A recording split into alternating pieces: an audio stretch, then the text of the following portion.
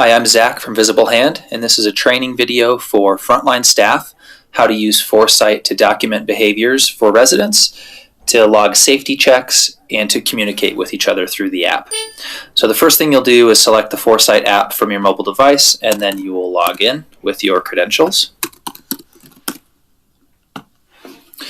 The purpose of Foresight is primarily to log behaviors. I'll pause here for a second. If you have access to more than one facility, you can click which facility you'd like to see the residents for. For most frontline staff, you'll have access to just a single facility, so you'll go directly to that facility. You won't have to worry about that screen. But as I was saying, the primary purpose is to log behaviors that residents are having. And we typically think of a behavior as something where if you were to see this, like if you were in line at a grocery store and you saw somebody in front of you in line doing this behavior, it would not seem normal. It would seem out of place. So those types of behaviors are what we're logging here. And I only say that because as CNAs, as frontline staff, you tend to see a lot of behaviors throughout the day, and many of those behaviors become normal over time, like pacing or repetitive statements, even some verbal aggression. They become normal, but to just kind of reset to say that no, those are actually behaviors and worthy of documenting. And we document for a couple of reasons. The first and foremost is so that for medication adjustments and just to make sure that the right care is being given, we want to know exactly what works with residents so that between shifts you can share, like if you have a CNA or a frontline staff on the day shift and they notice that something works really well for Morgan, that can get shared with the night shift so that they can have that same information. The second thing is for reimbursement. So as more behaviors are logged accurately, the facility actually gets reimbursed a little bit better. So there's a couple of important reasons to make sure you're logging as many behaviors as you see. So let's go ahead and log our first behavior. We'll click on Morgan here. You'll click on a resident. Your residents will, of course, be loaded in here instead of these fake residents. And to log a behavior, you'll click on Behavioral Need. And the app is going to walk you through 4 steps. So the first step is what was the behavior. You'll notice a couple of them right here at the top of the list. These are target behaviors that have likely been identified by your nursing staff or social work staff. So there is a long list of behaviors here that you can choose from, and I recommend you kind of scroll through and get familiar with the list. But up here at the top are Morgan's typical behaviors, and even a little note that's specific to Morgan. So destroying property could mean a lot of things, but to Morgan it means he tips potted plants over when nobody's looking. Or verbal aggression, for Morgan it means he yells at visitors who are walking by his room. So let's say he was being verbally aggressive, so we'll go ahead and just select that behavior.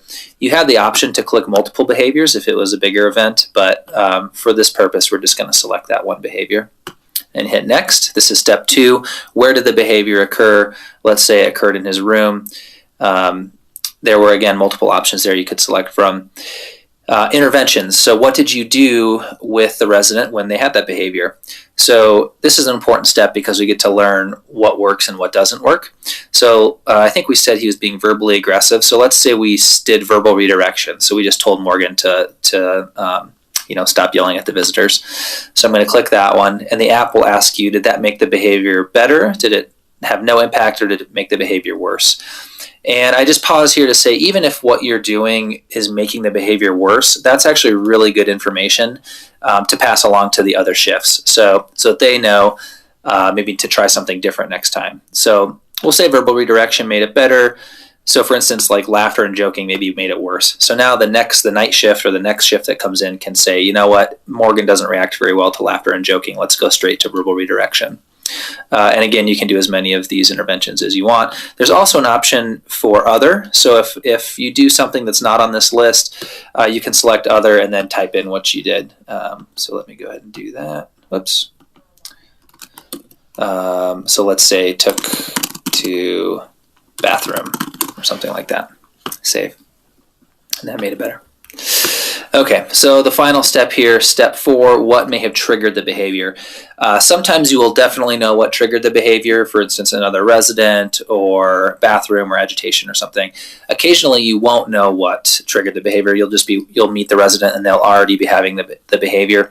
So do your best to guess, because this helps, again, the social work and the nurse managers help to avoid behaviors in the future.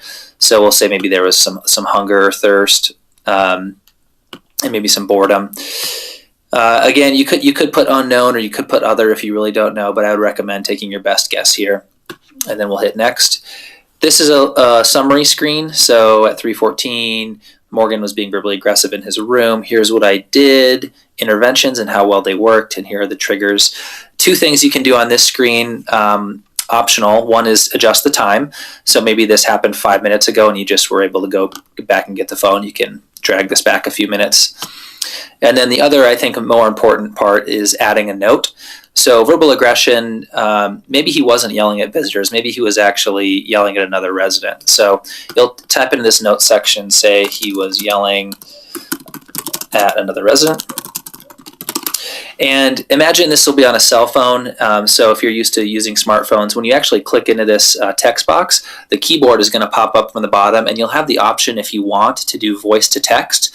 So you'll just hit the little microphone button, and then you can just talk right into the phone, and it will dictate what you're saying. So you don't have to spend quite as much time typing out with your thumbs what happened. Then we'll save it.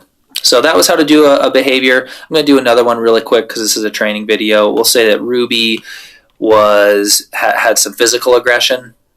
Here the note says take her to a quiet place when you see physical aggression. So now I know, let's say that happened in the hallway, and then I'm going to do quiet place because I read the note, and that made it better right off the bat. I'll hit next. I think she was tired. No additional notes. Save. So pretty quick. Typically you can log a behavior in about 30 seconds once you're familiar with the system. Now that was a good example because for certain behaviors, your managers will actually have created alerts. So physical aggression, for instance, that's pretty serious. You might want all your other staff members to know that Ruby is being physically aggressive today. So when you logged physical aggressive, when we just did that together, now all the phones that are logged into Foresight are going to get a little alert that says, be cautious around this patient and consider other patients nearby for Ruby. And now you'll see Ruby also has a little exclamation point by her name that says physical aggression. If I click on Ruby, I'll see that note again about being cautious. So very important to be logging behaviors as you see them. If you have any questions, please reach out. The second thing we want to do in our list here is, so first is behaviors, which we just did. Second is doing a check-in, which we're about to do, and then we're going to do send a message at the end. So a check-in, we call these safety checks or resident checks. These are typically done every 2 to 4 hours, although sometimes there'll be a patient perhaps on a new medication or someone who's new to your facility, and your managers will set up like maybe 30-minute checks or 15-minute checks. So that's what these numbers here, these green numbers here are along the right. So you can see, we just opened up the system, but you can see Morgan has 1 hour and 48 minutes left until we should go check on him again. Ruby has 57 minutes left until we should go check on her again. Carol has 0 minutes, so we better check on Carol. Quick check-in.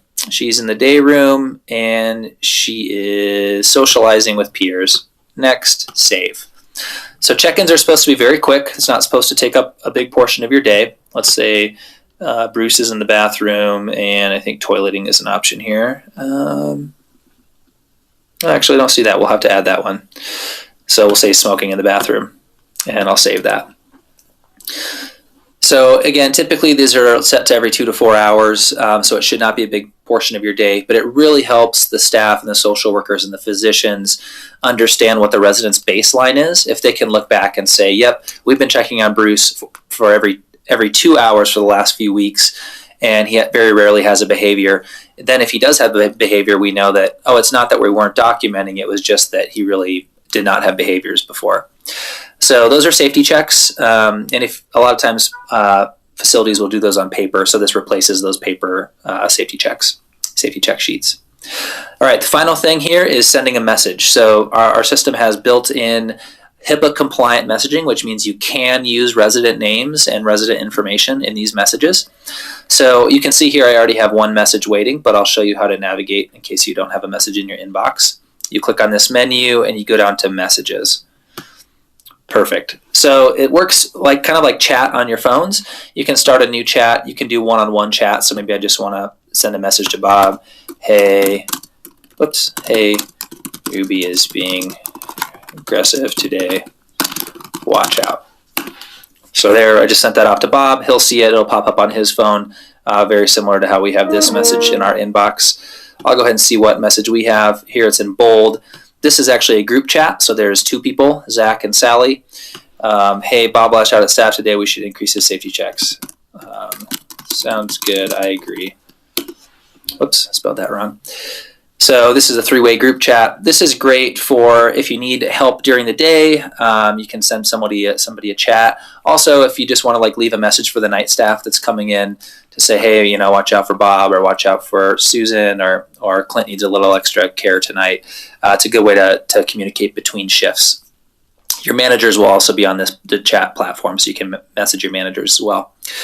So that's it. That's how it works for frontline staff. At the end of your shift, you'll just log out and you'll put the phone back at the nurse's station. So again, this is for logging behaviors, which we walked through. It's for logging safety checks, which we covered, and it's for sending messages.